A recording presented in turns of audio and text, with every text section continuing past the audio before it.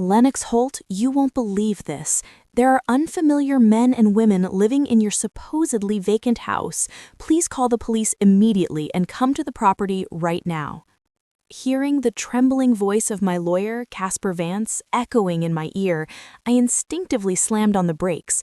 The tires screeched violently, kicking up gravel along the steep mountain road in North Carolina.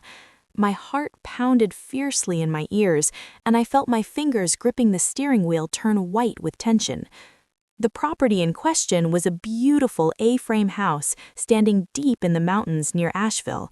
I had inherited it from my beloved grandmother, Vivian. For a final inspection before putting it up for sale, I had sent my trusted lawyer, Casper, ahead of me. But what came back was a report so far removed from reality that it was almost absurd. Illegal occupation? Strangers are living there? What do you mean, Casper? The house should have been locked. The locks have been replaced with a new deadbolt. When I tried to open the door with the spare key, an unfamiliar man came out and yelled at me saying, "Don't come in here without permission. This is trespassing." They were drinking wine on the living room sofa, watching television, and completely treating the place as their own home. This is not a normal situation at all. Fear and confusion were unmistakably present in Casper's voice. With trembling hands, I ended the call and immediately dialed 911. "This is an emergency. There are suspicious individuals illegally occupying my property on the outskirts of Asheville. Please dispatch officers immediately. I am heading to the scene right now. Time is critical." While explaining the situation to the operator, I pressed the accelerator all the way to the floor. The moment I arrived and opened the car door, an unbelievable scene jumped into view. There stood my lawyer, Casper, clutching documents with a confused expression, two police officers crossing their arms and blocking the way with an intimidating presence, and unbelievably, my younger sister Sloane and her husband Blaze standing there as if they were the rightful owners of the house. The instant Sloane saw my face, instead of apologizing, she deliberately let out an exaggerated sigh.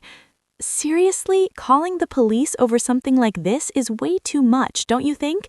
We were finally relaxing together as a couple, and you completely ruined the mood. Can't you respect your own sister's privacy?" Sloane spoke irritably as she casually swirled the crystal glass in her hand. It was an antique piece, one of only a few sets in the world that my grandfather had given to my grandmother. "You're the one being ridiculous, Sloane. What on earth are you thinking? This is my property. Changing the locks and moving in without permission is blatant illegal occupation." My shout was cut off by a snort of laughter from Blaze, who was standing beside her. "Illegal occupation? Don't say things that sound so bad. We're just making effective use of family assets as relatives. You've got a perfectly nice house, right? You own 5 properties, and this one was sitting empty. If that's the case, it's only natural for you to let your sister and her husband, who can't afford rent, stay here for free. Hoarding everything for yourself isn't right, Lennox." "I never said I was lending it to you. I never said anything like that. What happened to your rental apartment?"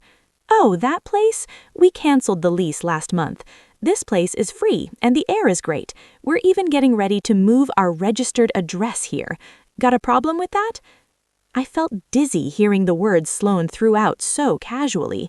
They had selfishly cut off their own escape route and barged into my property without permission, fully intending to settle here permanently. One of the police officers carefully scanned the interior with sharp eyes and then addressed me. "Ma'am, you did not give them permission to live here. Is that correct?" "Of course not. And please, look at this living room." Beyond the wide-open front door, a grotesque scene spread out before us. The Luntz' elegant living room was lined with crude steel racks, and dozens of laptops along with spiderweb-like communication cables filled the entire space. Thick soundproofing sheets were roughly taped over the windows with duct tape, making the place look exactly like a criminal operation base. "Sloane, what on earth is all this equipment? It's just work. People who can't make money through lucky investments like you have to work desperately to survive. That's enough. Pack up that filthy junk right now and get out." My furious shout echoed through the living room, but Sloane only snorted and leaned back deeply into the sofa. Her attitude showed complete contempt for the law and for justice itself. "No way. This is our office. Or should I sue you for trespassing instead? We have the right to live here. We've already moved all our belongings in, and the fact that we've been living here since yesterday can't be erased. If you cross this line even one step, I'll call a lawyer for human rights violations." However, Sloane was making a fatal misunderstanding. This was North Carolina. When the rightful owner is present, the lawyer holds documents proving ownership, and there is clear evidence that the property is being unlawfully used as a business base and damaged, the police response is merciless. "This is your final warning," the veteran officer declared in a low but inescapable voice. "The property owner is demanding you leave immediately.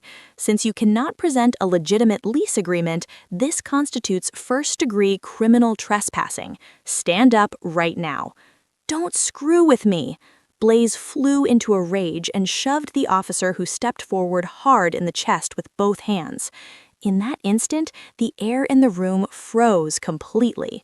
"You are under arrest for obstruction of official duties and assaulting a police officer. Do not resist."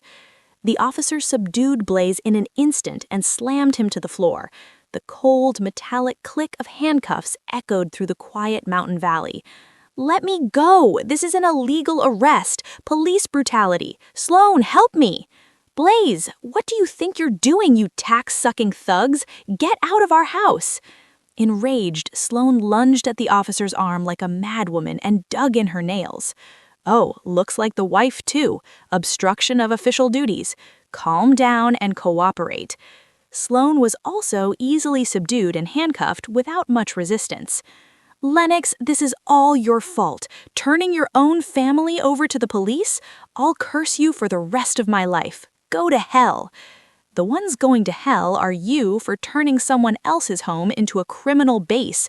Take them away immediately. Never let them set foot on this property again." When I said this coldly, the two of them were shoved into a patrol car, hurling insults and abuse the entire time. A silence like the aftermath of a storm settled over the house. The sound of the patrol car sirens faded into the distance, and the vacation home fell quiet once more. Together with my lawyer Casper, I climbed the stairs step by step and resumed checking the condition of the property. The living room on the first floor was in a state so terrible I wanted to look away. Soundproofing sheets had been slapped onto the walls, and holes had been drilled into the floor without permission to run wiring. "This is terrible. The second floor is probably the same. This will seriously affect the appraisal value." As I listened to Casper's words, I suddenly remembered the strange thing my late grandmother Vivian had said to me before she died. Just before her death, she had gripped my hand tightly in her hospital bed and whispered this: "Lennox, if a storm comes and you lose sight of everything around you, look for that secret place where we used to play long ago. There's a light hidden there to protect you. It's a place Sloane will never find." At the time, I had thought it was just delirium from illness, but now, in the midst of this abnormal situation, her words flashed vividly through my mind, sending a jolt down my spine. "Casper, let's go to the attic. I have a feeling something is hidden there." The attic? Even though the first floor was packed with electronic equipment, there wasn't a single wire up there. It was the dustiest place, and it didn't look like your sister ever went near it. That's exactly why. We passed through the second-floor bedroom and headed further up to a small ladder-like staircase. In stark contrast to the living room downstairs, layers of thick dust had piled up there. Coughing, I pushed open the heavy door and turned on my flashlight. An old blanket, a broken wooden rocking horse, and, in the corner of the room, a section of drywall that was unnaturally newer and a different color. I hooked my fingers into the gap in that wall and put my weight into it. The plywood peeled away with a cracking sound, and hidden behind insulation was a heavy, matte black digital safe. This is it. Grandma really did hide something here. Impressive find, but we don't know the password. Leave it to me. I placed my fingers on the cold keypad of the safe. The password is a number only Grandma and I know. No matter how much Sloane thinks about it, she'll never figure it out. It was the numerical conversion of my grandmother's maiden name, our secret code, 0428. I entered the numbers. A solid electronic click echoed and the lock disengaged. Slowly lifting the lid, I found a massive stack of neatly filed documents sleeping inside. I took the top file and shone my light on it, and in that instant, my throat froze with fear. These were client lists for senior investment funds. And look at these bank transaction records. Casper took the documents, adjusted his glasses, and stared at them intently. Lennox, this is serious. Every fraudulent account listed here and every suspicious transfer destination is registered under your name with your social security number, former address, and even a meticulously forged version of your signature. I felt all the blood drain from my face. The files contained a complete record of the organized fraud Sloane and Blaze had carried out, accompanied by notes that read like the screams of their victims. A total of $800,000 stolen from elderly people. All of it had been routed through accounts opened in my name, cleverly disguised to make it look as though I were the mastermind. Then we found the decisive piece of evidence, a handwritten note from Sloane. Lennox has plenty of assets, so a little illegal money transfer will blend right in. Even if the tax authorities come, we can insist that she is the ringleader operating out of this house. If we testify that we were just caretakers, we'll be set for life. Let the rich fulfill their obligations. I felt nauseous. My own sister wasn't trying to protect me. She was planning to use me as a shield for her crimes and send me to prison. And at the very bottom of the stack of documents, there was my grandmother's real will. To my beloved Lennox. I realized that Sloane and the others had stolen my client lists and were planning something terrible using your name. I gathered the evidence in this safe, but my time is nearly over. I will leave not a single cent to Sloane. I entrust all my assets to you. Please reveal the truth. Never forgive the monsters who wear the skin of family. Until the very moment of her death, my grandmother had been gathering evidence in this dusty attic to protect me. Thank you, Grandma. Casper, before we contact the federal investigators, there's one thing I want you to help me with. We're going to plan how to completely erase them from society. The next morning, I was sitting across from an old friend, Griffin Croft, a special investigator with the IRS, at a quiet cafe in downtown Asheville. He was the government's most relentless bloodhound, a man who had exposed countless complex financial crimes. This is far more vicious than I imagined, Lennox. Exploitation of the elderly, organized wire fraud, and aggravated identity theft against you. The evidence is airtight. The results of the preliminary investigation Griffin presented only fueled my anger further. They hid the money stolen from the victims in accounts under your name, then went on a spending spree using cards issued in your name, a luxury cruise to the Bahamas, Hermes bags, the latest Tesla. All of it is recorded as purchases made by Lennox Holt. Your credit score has completely collapsed, and you're now flagged as a suspect in financial crimes. If this continues, all of your assets could be frozen. The blood drained from my face. My own sister had turned me into a greedy con artist on paper. While she and her husband enjoyed a royal lifestyle funded by the stolen savings of their victims, while grandmothers were crying over the loss of their grandchildren's college funds, they were living it up, using my name to indulge in life. Griffin, tell me how to finish them completely. I want them to taste a level of despair so deep that they can't make a single excuse.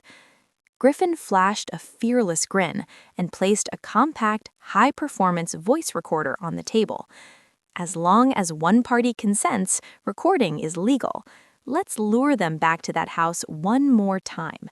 We'll lie and say we found a second hidden trust fund your grandmother left behind. If you tell them that signatures are required to receive it, those two shallow fools will bite for sure. I nodded deeply at Griffin's plan. I would guide the confession carefully, adapting to the situation on the ground. Understood. Let's set the perfect stage, one that makes them so eager to brag about their own cleverness that they won't be able to stop talking. This was not a negotiation. It was an execution ritual designed to make them issue their own one-way ticket to federal prison straight from their own mouths. With trembling fingers, I sent a message to Sloan, who had just been released on bail. "I'm sorry I got emotional yesterday. After checking with my lawyer, we found another hidden account Grandma left behind. It's a significant amount. You have a right to receive part of it too. So let's talk again tomorrow at the house. I've invited Mom as well." The next afternoon, the air around the Asheville vacation home was cold and eerily still. I spread out the convincing fake trust documents that Griffin and Casper had prepared on the living room table and quietly waited for the moment to arrive. Soon, the crude roar of an engine crunching gravel echoed outside, and a rental car pulled up. Sloan and Blaze stepped out, completely different from when they had been arrested just days earlier, wearing designer sunglasses and walking into the house with the swagger of victors. "Lennox, it looks like you finally understand. Turning your own family over to the police? You were clearly out of your mind. But a hidden account Grandma left behind? That changes everything. If you'd said that from the start, Blaze wouldn't have gotten so angry." Sloan declared that triumphantly the moment she entered the living room. Behind her, our mother followed, her expression strangely buoyant. "Sit down, we'll talk after that." Suppressing my emotions, I pointed to the fake documents. "To receive this fund, you have to clear an IRS investigation. Because you used my name without permission, there are now suspicions of money laundering. If things stay like this, not only this inheritance, but all of my assets could be seized." Seized? The money we're finally about to get? I won't allow that.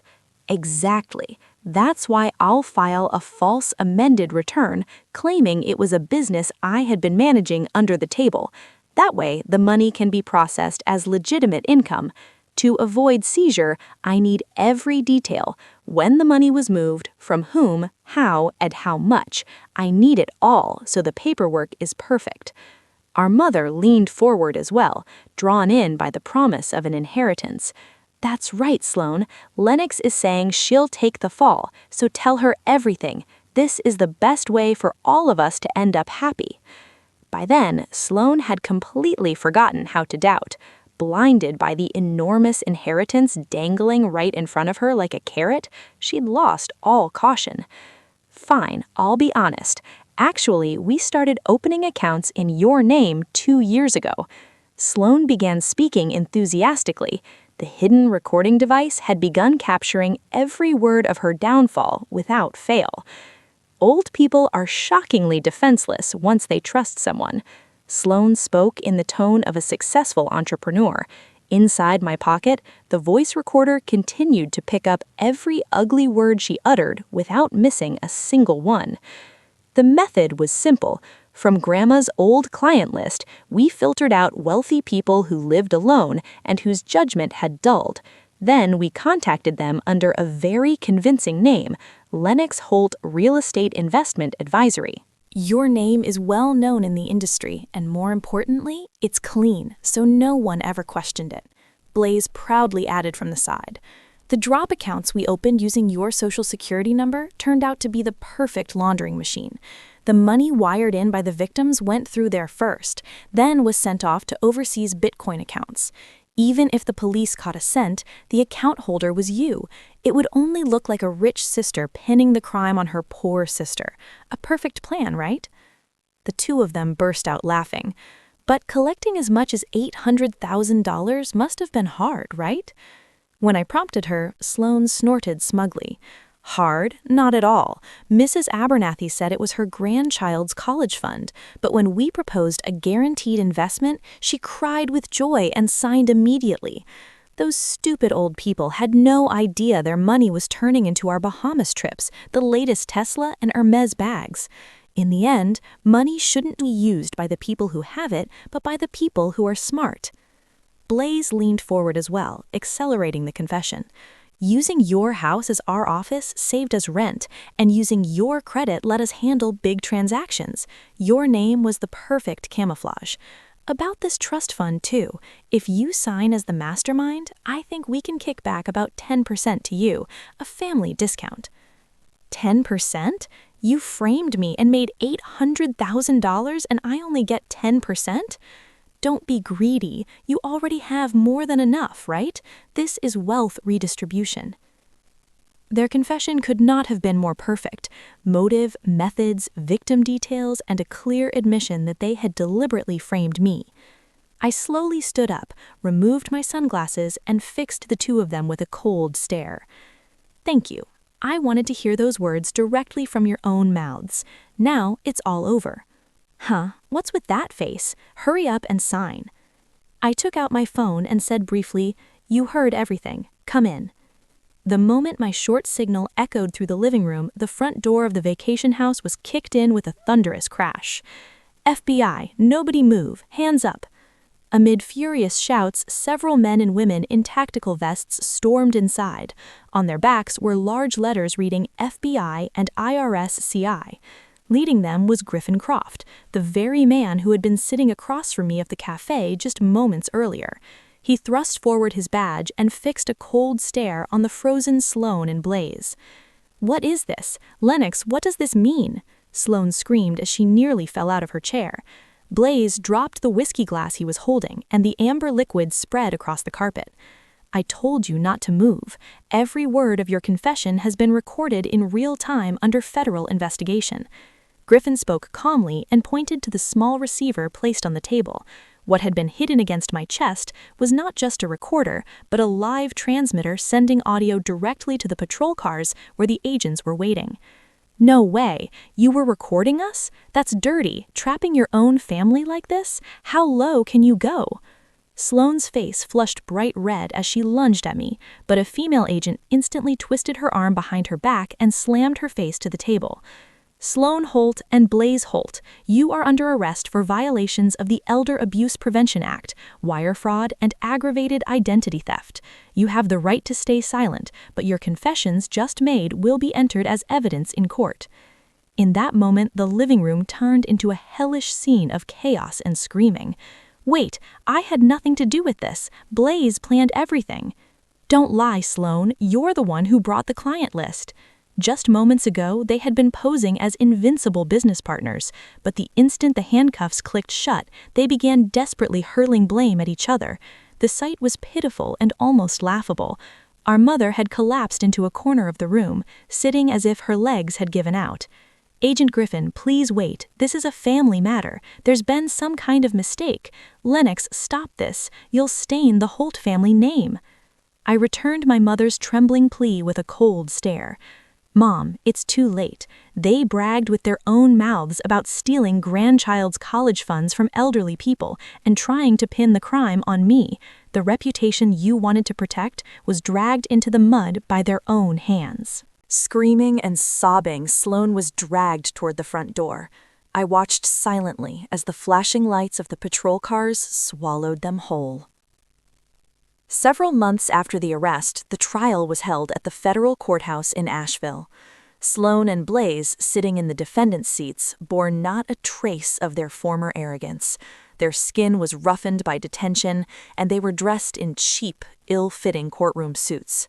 Until the very end, they clung to the pathetic claim that it was merely borrowing within the family. But the decisive confession recording submitted by the federal prosecutor shattered everything. The judge delivered the verdict in a cold, merciless voice. "Defendant Sloan Holt, you are found to be the principal offender in violations of the Elder Abuse Prevention Act, wire fraud, and aggravated identity theft, crimes of an extremely malicious nature. Accordingly, you are hereby sentenced to 5 years in federal prison. As for the accomplice, Blaze Holt, you are sentenced to 12 months of probation. In addition, full restitution to the victims is hereby ordered. 5 years? This is a lie. We only moved $800,000. There's no way I should go to prison. Sloan screamed in the courtroom, but reality showed no mercy.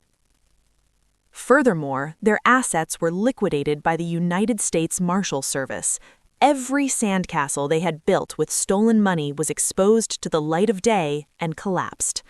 The latest Tesla bought with loans taken out in my name, the Hermes bags that had filled their closet, and Rolex watches worth thousands of dollars were seized one after another and sent to auction. Lennox, please don't sell that watch. Do you know how hard I worked to get it? In the detention center visiting room, Sloan clung to me as she begged, and I answered her coldly. You didn't work for it, you just stole the wealth that women like Sophia Abernathy protected their entire lives. Everything is going back where it belongs. Don't cling to it for even a millimeter. Your so-called success was a fake built on other people's misery. The funds generated from the seized assets were distributed under federal supervision to 6 victims. Out of the total damages of $800,000, approximately 30% was returned to them. Sometime later, I visited the home of one of the victims, Mrs. Sophia Abernathy. Lennox, thank you so much. My grandson's college fund came back. I had already given up, but now I can let him chase his dreams again. As I felt the warmth of her hands gripping mine through her tears, I knew it with certainty. Uncovering the truth in that house that day was the most valuable action I had ever taken in my life. Lennox, wait, don't go. The one who chased after me as I stepped out through the heavy courthouse doors was my mother. Her face was crumpled with tears, and there was no trace left of the dignified figure she had been just months before. But what spilled from her mouth was not an apology to me, but a shockingly selfish accusation. If you had changed your testimony and agreed to a settlement, Sloan's life could have been saved. Don't you have any mercy at all? Do you really think you can be happy after throwing your own family into hell? I stopped walking and slowly turned around. Mom, let me ask you just one thing. Did you truly not doubt for even a single second until Sloan was arrested that she had stolen my identity and scammed elderly people? When you saw that flashy lifestyle, didn't you think anything was strange? At my question, my mother twisted her face and screamed as if spitting the words out. Of course I didn't doubt it. I just assumed that you being successful were helping your sister out. I thought that was family supporting family. And yet, without even talking to me, you suddenly sold Sloan out to complete strangers like the FBI and the police. If you had consulted me, we could have settled this quietly within the family. Instead, you dragged it out into the open and trampled our family's pride with your own hands. The moment I heard those words, something inside me collapsed with a sound and then vanished completely. To my mother, my sister and I had never really mattered. The only thing she could not forgive was losing the chance to cover up the family's shame and having it exposed to the world. Pride? What pride is there in a family that steals money from the elderly and frames their own daughter? Mom, the family you're talking about tried to destroy me. The only people who protected me were my friends, Griffin, who isn't even related by blood, and Casper, my colleague. After knowing the truth, you still blame me for not hiding a crime. You no longer have the right to call yourself my mother. I took a copy of my grandmother's will, the one I had found in the attic, from my bag, and shoved it against my mother's chest. Grandma saw everything coming. That's why she entrusted me with the evidence to cut you all off. Mom, this is goodbye for you too. Stay buried in that dark past along with your so-called family dignity. Ignoring my mother's screams behind me, I walked toward the parking lot without looking back even once. That very day, I blocked all contact information for my mother, Sloan, and Blaze. Through my lawyer, I also sent a legal notice prohibiting any future contact whatsoever. After the storm-like days had passed, silence returned once more to the mountains of Asheville. The A-frame house I had inherited from my grandmother was sold promptly once evidence preservation for the case was lifted. Ironically, the attic, the one Sloan and the others had called filthy and never went near, remained the only part of the house that was still untouched and beautiful. A young couple who came to view the property instantly fell in love with the hidden room in the attic, calling it perfect for a secret study, and the deal closed at the full asking price. The proceeds from the sale were deposited into my account. They were funds for my future, money my grandmother had protected with her life. Using that money, I bought a small house in a quiet place far from the bustle of Charlotte, a new base for my life. There was no family left who would sacrifice me for their own sake. Several years after the incident, I heard rumors about how they were doing. Sloan is currently inside the gray walls of a federal prison. The woman who once clutched her Hermes bags and drank fine wine is nowhere to be found anymore. Now she spends her days in a sterile orange jumpsuit, eating meals from a cold plastic tray. Inside prison, a former elite con artist title means absolutely nothing, and she now spends her days scrubbing floors while trembling in fear of inmates far stronger than she is. Her husband Blaze's fate is even more miserable. Placed on probation, his criminal record has prevented him from finding any decent work, and he now drifts from one day labor construction site to another at the very bottom of society. He never had any real loyalty to Sloan to begin with, and the moment her incarceration was decided, he coldly turned on her and filed for divorce. But now, penniless, he can barely scrape together enough money to pay the rent on a run-down apartment. And then there is my mother. The family reputation she valued above all else was dragged through the mud, and the rumors spread quickly. One by one, her friends drifted away, and now she lives completely alone, whittling down the small amount of savings that escaped seizure, spending her days in a dark room with the windows shut tight, cursing my name, or so I've heard. As for me, the restoration of my credit history has been progressing smoothly. My name as a real estate investor has once again established itself as that of a trustworthy business partner. I quietly speak in my heart to the smiling photograph of my grandmother displayed above the fireplace in my new home. Grandma, thank you. What you wanted to protect, I've truly inherited it now.